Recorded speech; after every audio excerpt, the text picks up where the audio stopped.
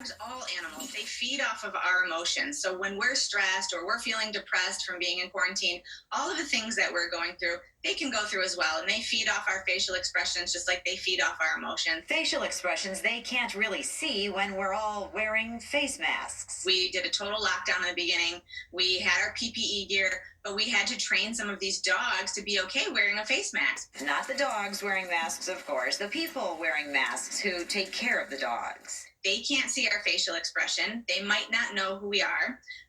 Sometimes dogs don't even like when you wear a baseball hat. So now you're covering up half your face.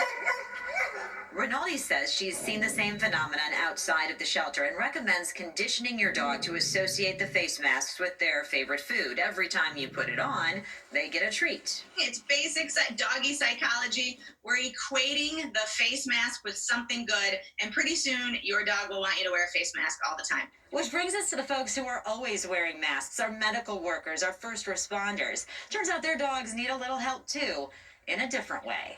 We're supplying doggy daycare through K9 to 5 for first responders and medical staffs. Rinaldi says with so many people on the front lines working such long hours, dogs are missing their people and their routines. So DDR is accepting donations to get those dogs some extra special care. Medical staff and first responders are working extended hours, and for those dogs, they're home alone 12 hours. So we do have a free program. Go to our website, DetroitDogRescue.com, to see how you can get free doggy daycare and anything we can do for these guys to keep them happy. You know, it's good for us and it's good for them. In Detroit, Amy Lang, Fox 2 News.